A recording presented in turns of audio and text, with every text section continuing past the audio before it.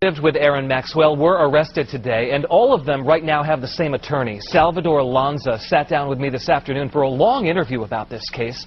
He insists, of course, his clients are innocent. We talked a lot about Erin, how she lived, and who she lived with. But she was a smart girl. I looked at her report cards, very smart. You know, I don't believe some of the stories about her being underfed.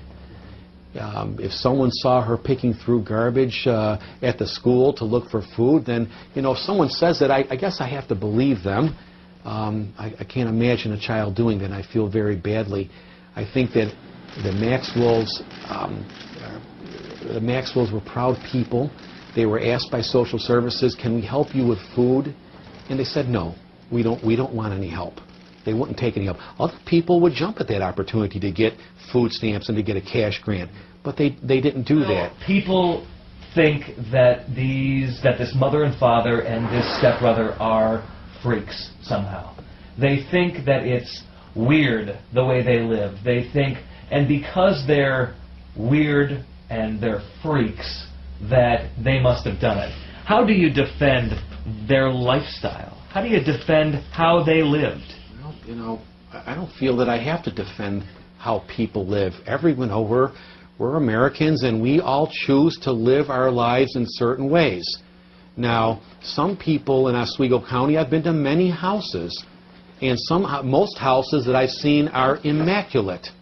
But sometimes when you go to the rural parts of the county, to certain homes, you'll see where people have, I'll call it, hoarded garbage. Would it be easier to defend them if they had a more normal lifestyle?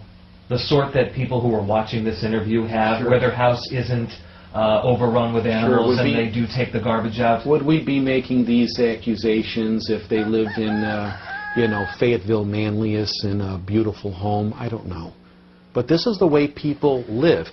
You know, I remember having to represent a professor at the local college here in Oswego. I remember going to his house, a professor, PhD, and going to his home that he had, and the house was littered with garbage all over the place. And the most important thing, without mentioning any names or whatever, the most important thing of the professor, who was brilliant, was that he had to finish a paper to deliver it to Cambridge. How important that was for the professor, while I saw dishes piled almost to the ceiling and garbage strewn all over. And I said to myself, you know, sometimes people just prioritize. This is the way they choose to live. Alan Jones, he says, is a computer whiz with an IQ measured at 160. That's 20 points above the genius scale. He insists police are not going to find any child pornography on Jones's computer, too. This case was a rush to judgment, Sal Lanza says, and he says the only evidence is a window frame taken from the home. No eyewitnesses, no confession, and no videotape.